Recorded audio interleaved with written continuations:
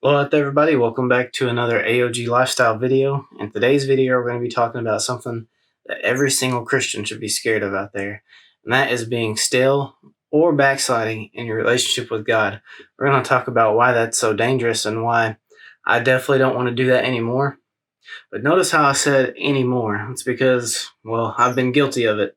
So, as a person that's been guilty of it, I want to talk a little bit about it so that you know why it's something that you don't want to do.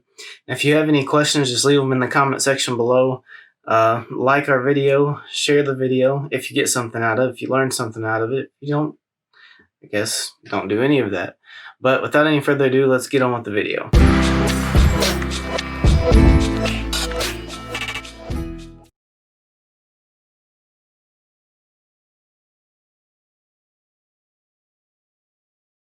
Alright, so the first thing I want to do for you today is define what being stale as a Christian or being stale in your relationship means to me. And the reason I say what it means to me is because other people may have a different definition. I'm not sure if you can actually go and look this up and get the same definition every time. But to me, this means someone that isn't talking to God on a regular basis, someone that's not reading their Bible very much at all, if any at all, and someone that doesn't spend time with God at all. And, it's really dangerous. And, just talking about the definition leads me into the very first reason why I think being stale as a Christian is very dangerous for you and the people around you. So you're not talking to God much if you're a stale Christian, right? We just discussed that. Well, that means whenever you feel temptation, when the devil slides temptation in front of you and it's sitting there, he knows your worst temptation. He knows what tempts you the most. And I know that I've dealt with temptation a lot in my life, and getting over it, a lot of times, the only way that I can actually do that is bringing it to God. And if I'm not bringing it to God, there's no way that I could have got over it. I know I can't do it on my own. I've mentioned so many times that doing stuff on my own just does not work out. So if you're still in your relationship with God, the devil's tempting you with all these worldly things, and it's going to be that much easier for you to give into it because you're not involving God. And all these decisions that you make and all of the thoughts that go through your head and all the temptations the devil's putting in front of you are so much easier because God's not in the equation anymore, at least on your end, because you're not talking to him. And that right there, my friends, is going to be what I would call backsliding. So another definition, in my opinion, is backsliding is someone that you wouldn't even know is Christian at all. Someone that you would call just like everybody else in this world. Someone that is going out there and doing things that does not look like Jesus. And looking like Jesus is going to be the last thing I talk about today, because that is why being stale is important to avoid, is because you want to look like Jesus as much as possible. Alright, so on to the most important topic of this video, and that is why being stale in your relationship with God or backsliding can be very, very dangerous. Alright, so to explain this to you, I want you to think of a leader, or at least somebody that you look up to, or you looked up to as a kid. And when they did something, you wanted to follow them and be just like them.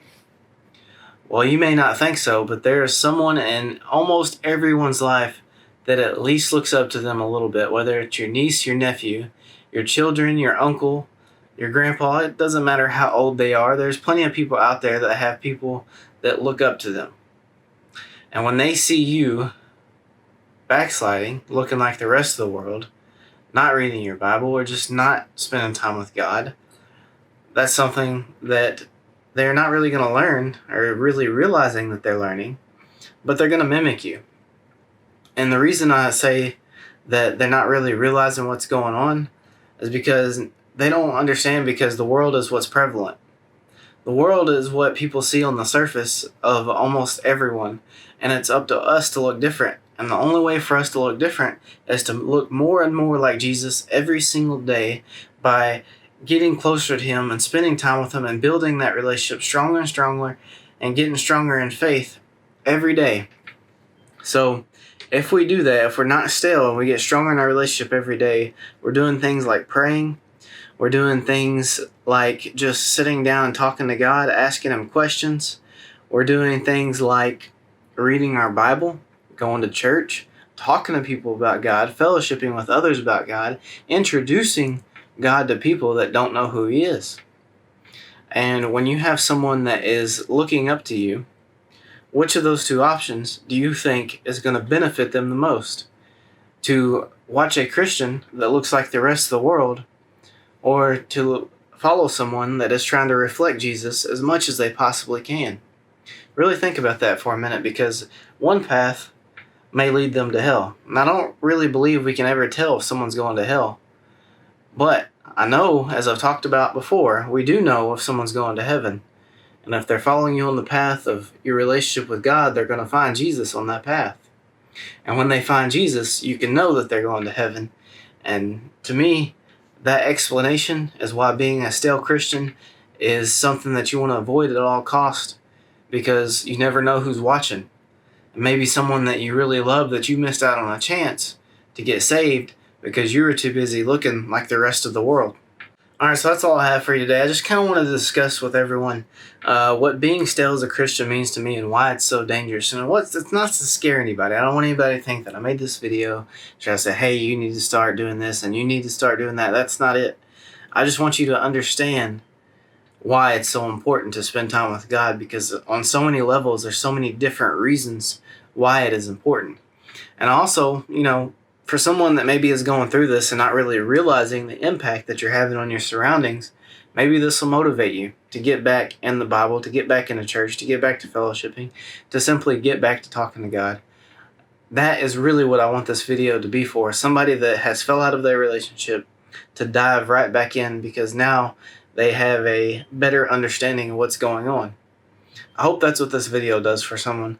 But as always, keep on the full armor of God. God bless y'all. I love y'all. I hope you have a good day. And hope you had a good 4th of July.